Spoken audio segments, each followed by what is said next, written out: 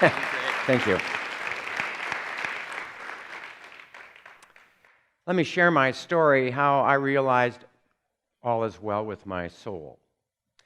In one famous interview, Mother Teresa, the interviewer, asked, "How do you pray?" "I listen," was her response. "And what does God say in return?" the interviewer asked. "He listens," was the answer. Consider the great good that comes from listening. I believe listening for God is listening with hope for life. Today, I'm advising that you can best listen for life when you learn to escape the harm from fearing death. My story explains why I want to make this point. As a physician, I have tried to practice what I preach. I've lived a healthy lifestyle of moving more, eating less, connecting with people. It's a recipe to live forever. However, just about a year ago, my belly started aching, and I became the color of a pumpkin. We thought gallbladder disease was the diagnosis, but when the surgeon operated to remove my gallbladder, she discovered pancreatic cancer blocking my bile duct. Since then, I've had over 4 months of strong triple chemotherapy, 2 months of radiation therapy, and finally in May, the doctors performed the Whipple procedure.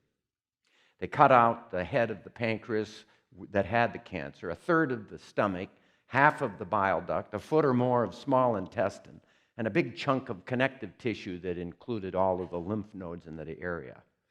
Here's the before and after. There's been some rough seas, but I'm recovering. In my case now, I have something like a 50-50 chance of a cure, and the same chance that the cancer will return and bring about my death, although in this case, I hope I have a few years. So I have a good reason to be doing some thinking about my own death. Fredrik Backman, a Swedish author, said in his wonderful book, A Man Called Ove, and I recommend it, "Death is a strange thing. Most people live their whole lives as if it doesn't exist." I believe he's right. We pretend death doesn't exist because many of us are gut-wrenchingly terrified of it. So why are we so afraid? Is this disabling dread from our cultural habit of avoiding dying or dead people in the hospital, the nursing home, or the funeral home? Is it because we don't talk about death in conversations with our children? I ask you, by keeping the sad truth from our youth, trying to make life easier for them, are we instead filling them with the fear of death? Isn't it true that the fear of the unknown is almost always worse than something familiar? Is it because people of all ages have gotten used to such advances in medicine that we expect modern healthcare to save us from death, even in the face of terminal or aging diseases, even when all is futile? Or is it because sometimes people who are treated way beyond any chance of recovery experience such severe suffering that when we see that suffering, we become even more fearful of death? Fear is hardwired in our brains to keep us from harm, but fear can sometimes make us turn and run away from a rational approach to avoiding danger. Or it can also cause complete paralysis while danger just smacks us flat in the face. I have helplessly watched some patients' fear of death bring on suffering. For example, a 55-year-old woman who had seen a relative with breast cancer suffer miserably was diagnosed with her own breast cancer. Because of her fear of a similar fate, and despite my explanations, the woman avoided appropriate and effective treatment, resulting in her death after less than a year. Her cancer looked just like that. With standard, acceptable, and effective treatment, she likely would have had many years of comfortable life which were lost because of her fear. Another example, a 45-year-old airplane pilot came into the Atlanta VA hospital with back pain. When we diagnosed cancer of the lung, spread to the bones of his back, he sank into a black hole of funk and sadness so deep that he avoided visits from his family who loved him. He eventually slipped away alone, still immersed in regret, panic, and sadness. Fear of death is not only dangerous, it can reduce the quality of the time you have left. In contrast, a 63-year-old biology professor from SDSU was discovered with widely metastatic colon cancer years ago, and after failed chemo, it was time to enter hospice. Let him enjoy some time and change the focus to comfort care.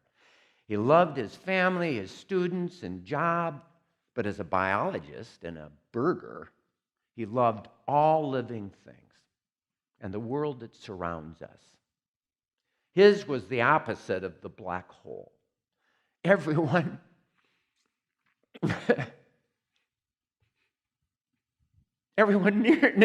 nearing this guy felt his glowing spirit and his birdsong of love.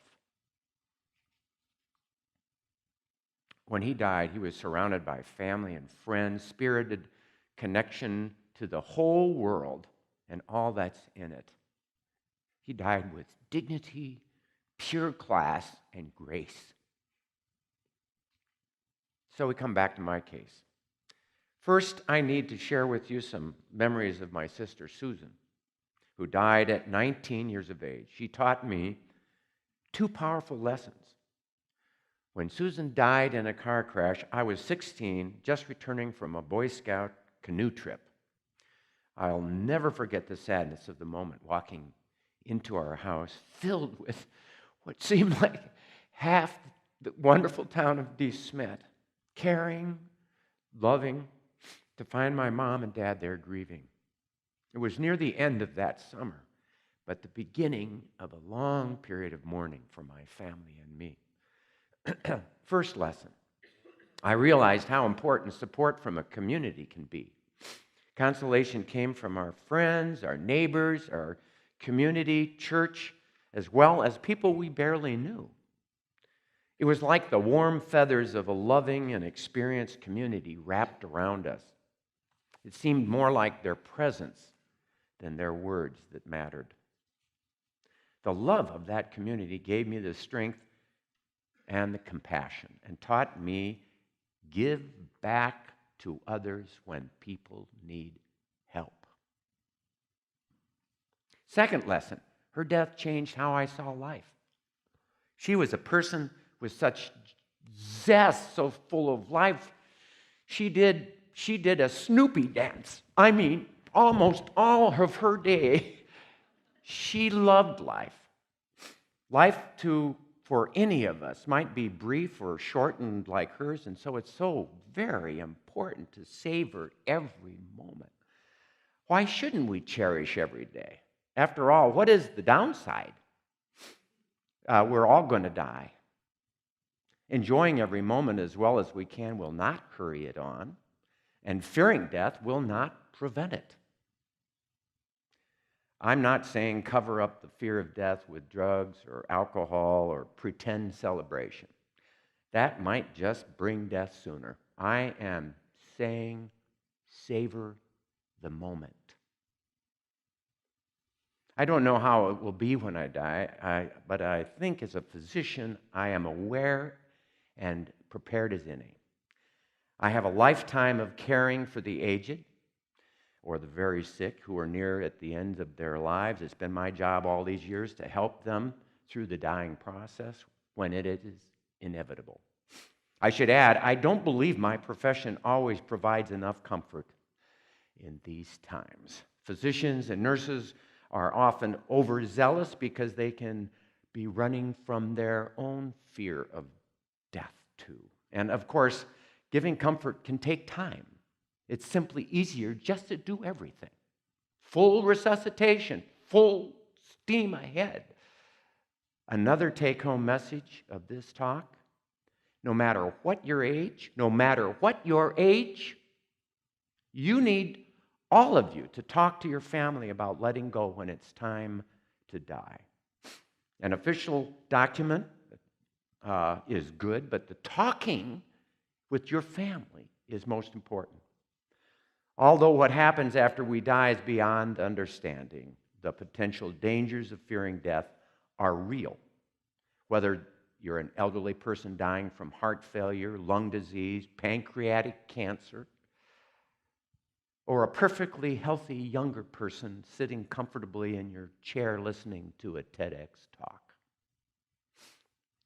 Here's another take-home message. By facing your own eventual death, you're better prepared to live.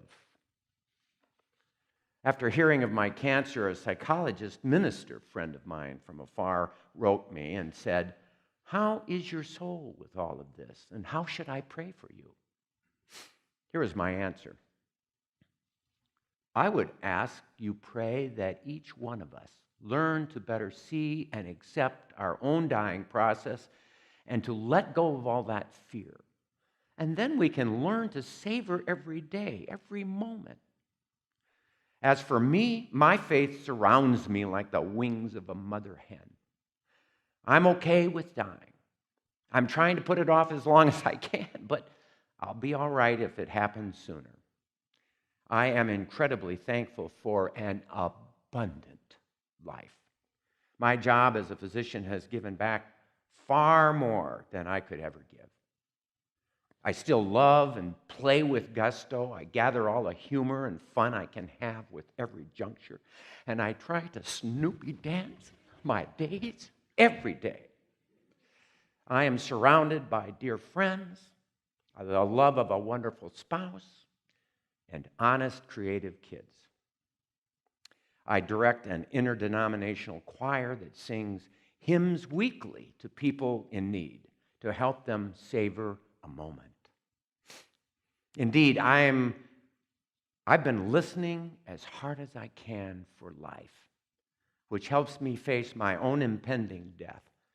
I believe God is listening, and maybe Mother Teresa too. And I realize rough seas can still come, but all is well with my soul.